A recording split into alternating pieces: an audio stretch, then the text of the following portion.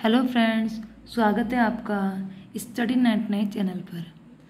देखिए फ्रेंड्स, जैसे कि आप देख रहे हैं कि यहाँ पर एक चित्र के माध्यम से आपको दिखाया जा रहा है कि राम लक्ष्मण परशुराम संवाद, जो कि हमारी क्षितिज बुक एनसीईआरटी बुक क्लास 10 क्षितिज की जो बुक है उसमें हमारा चैप्टर है राम लक्ष्मण परशुराम, जिसमें राम लक्ष्मण और परशुराम के मध्य जो बातचीत हुई है उसके बारे में इसमें बताया गया है। इससे पहले मैं आपकी कुछ वीडियो और लेकर आ चुकी हूँ, आपको कुछ 9th की वीडियो मैंने उसमें लेकर आई हूँ। आप लोगों को जिसमें भी 9th के जिस भी चैप्टर में डाउट है वहाँ पे जाकर आप देख सकते हो और आपके डाउट क्लियर कर सकते हैं।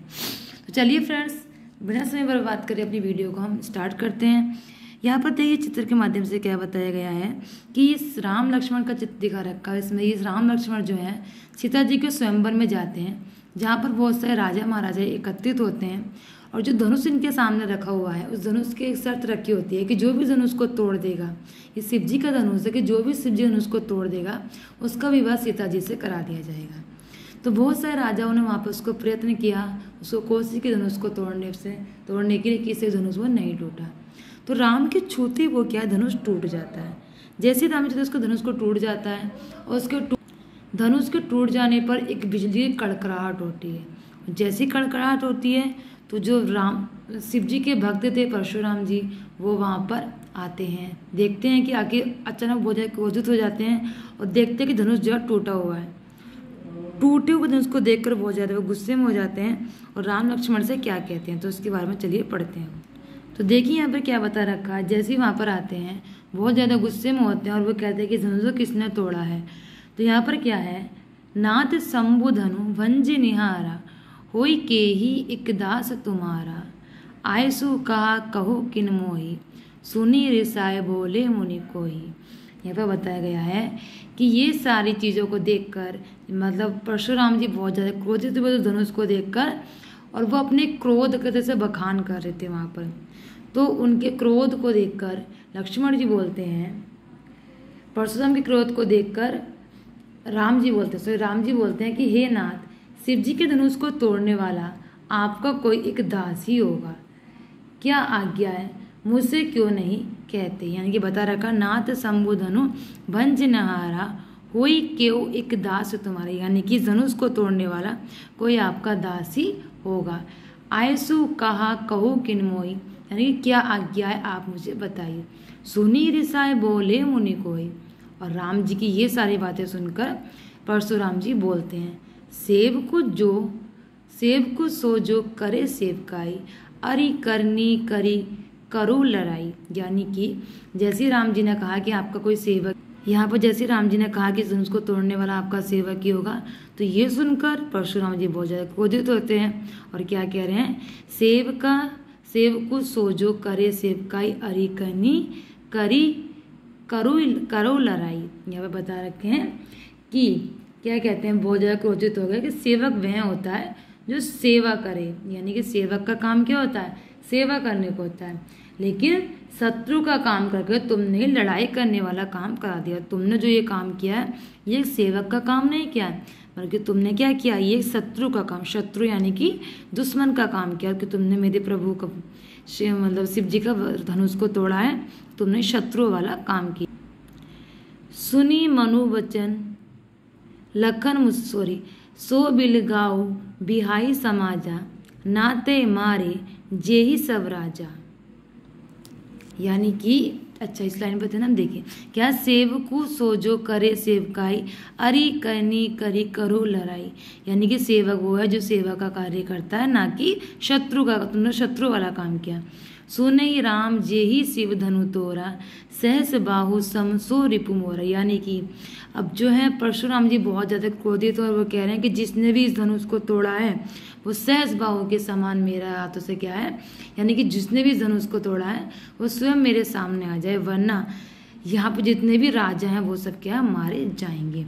सो बिलगाओ बिहाई समाजा, नाते मारे जय सब राजा। यहाँ पे लिखा है ना, यहाँ पे जितने भी राजा महाराजा हैं या तो वो स्वयं अपने यहाँ पे सामने आ जाए, अन्यथा यहाँ से जितने भी राजा हैं वो सब मारे जाएंगे। जिसने भी धनुष को तोड़ा है या तो वो स्वयं यहाँ पर आ जाए, वरना यहाँ पर जितने भी राजा एकत्रित हैं वो सब मारे जाएंगे। यानी कि वो क्या कहते थे कि सेवक क्या होता है, वो होता है जो सेवा का काम करता है, क्योंकि तुमने तो यहाँ शत्रु वाला काम करा है।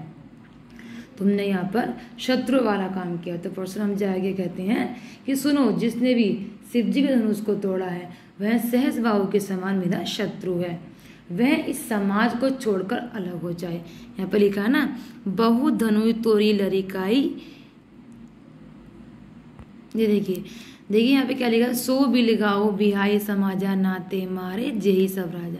यहाँ के बता रखा है कि जिसने भी इस धनुष को तोड़ा है वो स्वयं ही क्या है, मेरे सामने आ जाए और समाज से अलग हो जाए।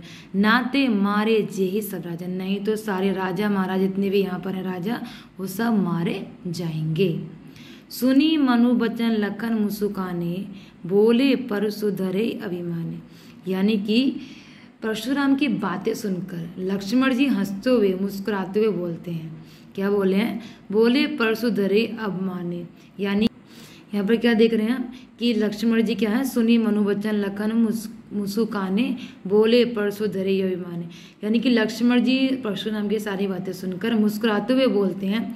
एक तरीके से मुस्कुरा रहे, उनका अपमान कर रहे। होता है ना, जब सामने में कोई व्यक्ति गुस्से में हो और उसके सामने खड़ा हुआ व्यक्ति उसको हंस रहा है, हंस के जवाब दे रहा है, तो उस गुस्से वाले व्यक्ति को उसका गुस्सा क्या और ज़्यादा बढ़ जाता है।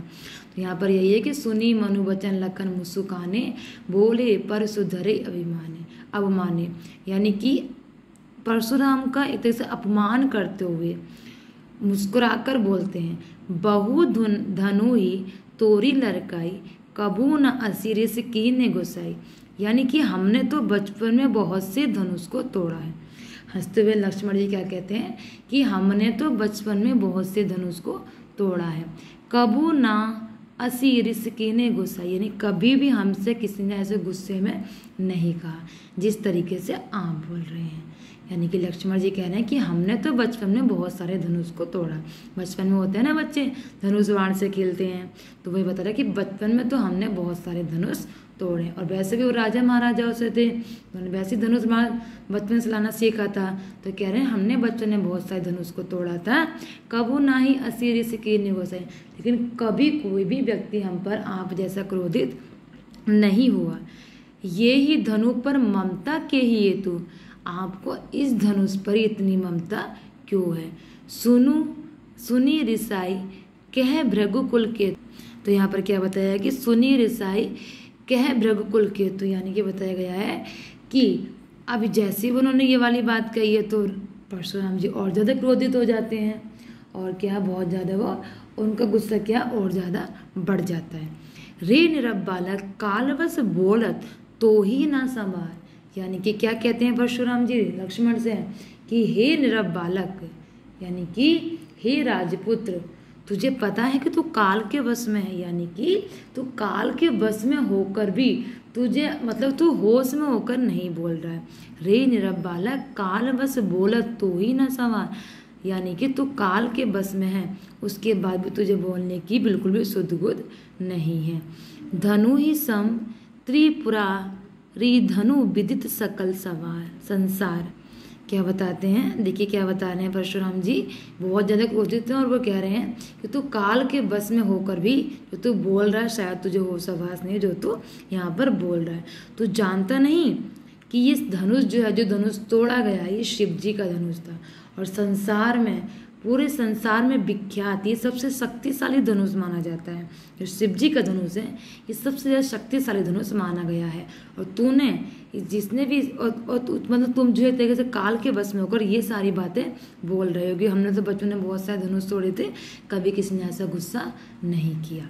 यानी कि अब परशुराम जी को बहुत ज़्यादा गुस्सा आ रहा है तो वो कहते तुम काल के बस में होकर भी ये सारी बातें बोल रहे हो। क्या तुम्हें पता नहीं है कि ये धनुष शिव जी का धनुष है, कोई साधारण धनुष नहीं है। तो देखिए ये था हमारा इस पैराग्राफ का एक्सप्लेनेशन जो हमने इसमें वीडियो के माध्यम से आपको समझाया है। आई होप कि आप सबको ये समझ आ गया होगा। वीडियो कैसी लगी कमेंट करके जरूर बताएं, चैनल को सब्सक्राइब करें। चलिए फ्रेंड्स मिलते हैं फिर अगली वीडियो में। Thank you, bye bye.